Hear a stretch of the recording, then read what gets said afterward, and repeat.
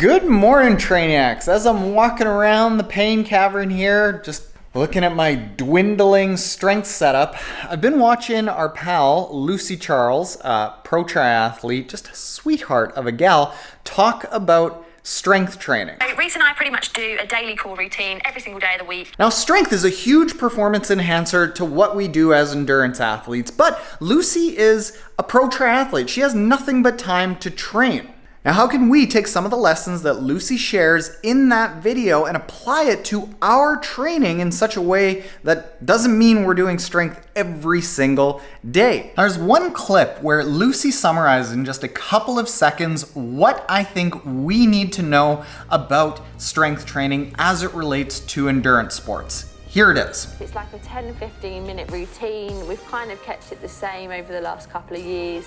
Really stripped it down to the key exercises that we find that work, so it's quite time efficient, really focusing on that core stability that is so important for mainly running. Like I do find I feel the biggest benefits on running just because I feel stable when I'm running and I feel strong. So core stability between 4 to 7 times a week, depending on how much time we have available in the week. So the key things that Lucy's talking about there that I think we should take from it is how clearly she feels more stable and strong. Now, a lot of people are expecting that their strength training inclusion into their sport might make them big and bulky, and they're like, I don't know. Strength training is less about that when it comes to performance enhancement in endurance sports, and it's much more about just being able to withstand the pounding of running, of biking, of swimming, and all of the side forces that are placed on us as we are doing these sports, and being able to feel stable, strong, centered, not like we're floppy. What she also says in there is that her and her husband Reese have stripped down their routine to the key exercises that they think are going to work. I think a lot of people come into this thinking that it has to be really, really sophisticated and very complex and super time consuming. Well, she's talking about 10 to 15 minutes, 4 to 7 times a week, and she's a pro triathlete. So we're looking at anywhere from 40 to say 75 minutes of core strength and stability work every single week.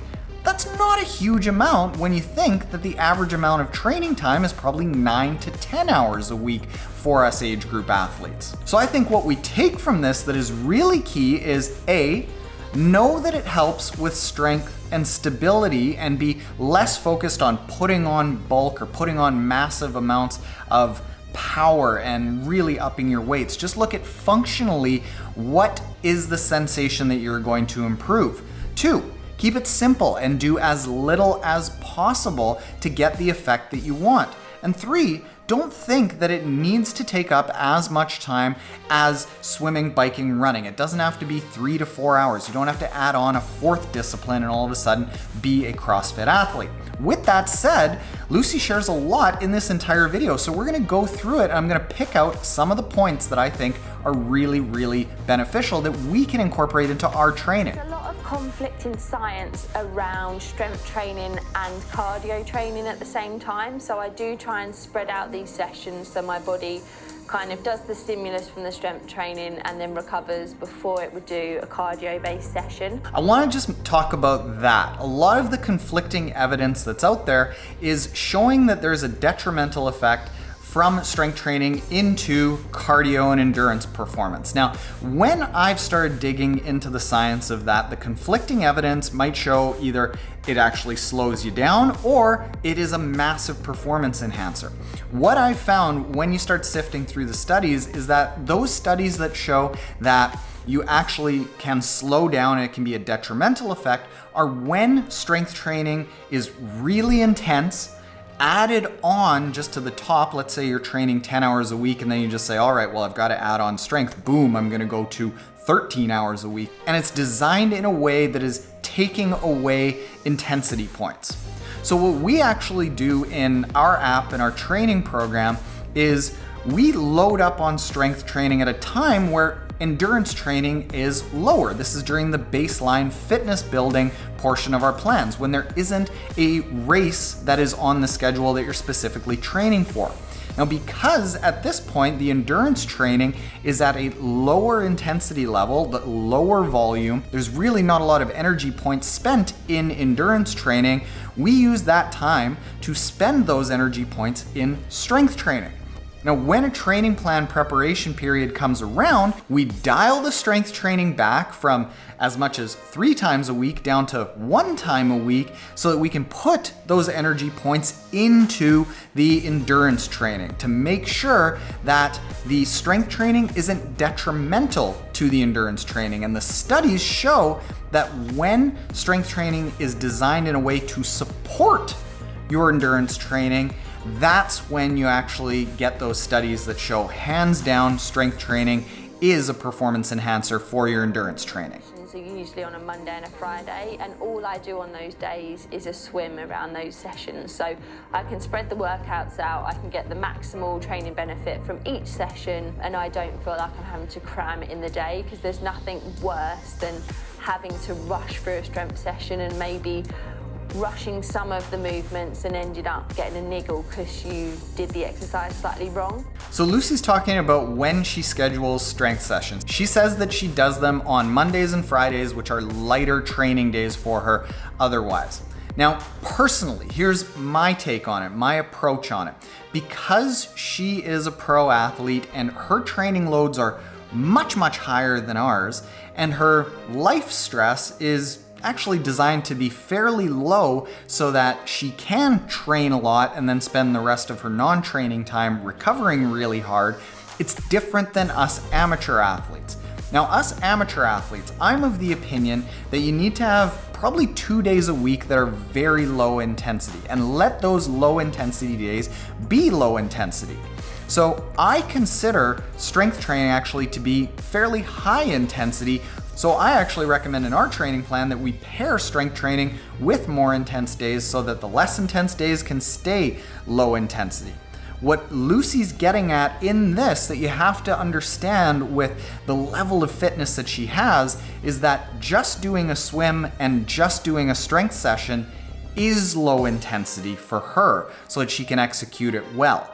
It's a little bit different for us, so we have to understand the nuance of how much they train, how much their body can handle that is very different than what us age groupers can handle.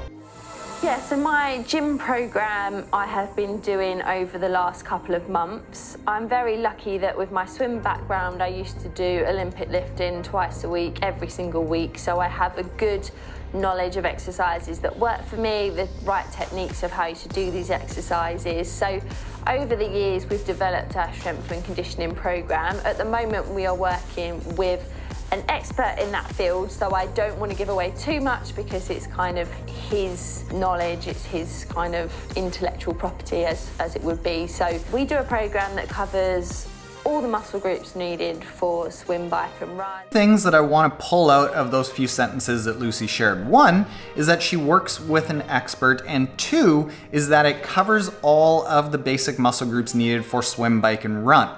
I think where a lot of endurance athletes end up going wrong with strength training is that they just do strength training in a way that they associate traditional strength training in a gym with what you do. So they go and they do traditional movements, not necessarily movements that are specifically designed to enhance swim, bike, run training.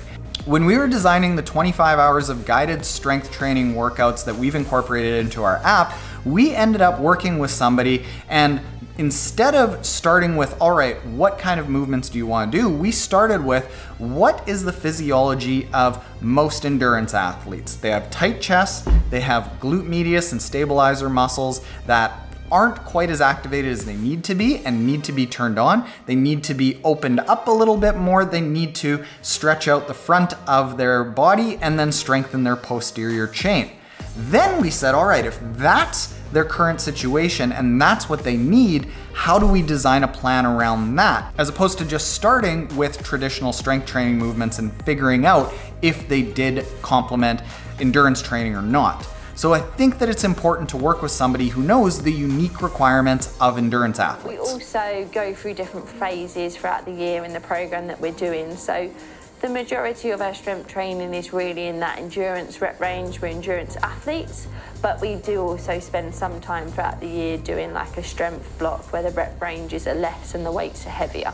But generally we're doing high rep range and slightly lower weight. And the last thing that I want to mention is exactly what Lucy talked about there, that the majority of the year they are spending most of their time training in higher rep ranges to work on muscular endurance. This is really, really beneficial when you have a race in mind and when your swim, bike, run, your endurance training is at a very high level, because you don't want to really be working on breaking down your muscles and building them back up in a really big strength focus. And Lucy is a high performance athlete, so her race season is really long. And when she's out of race season, I imagine that's when she is working on traditional strength, like heavier weights, building strength. What we do is very similar, that when an athlete is out of race preparation training, the weights are heavier, the weights are more intense, it's more focused on building strength. During a training preparation phase for a race, that's when the intensity comes down a fair bit.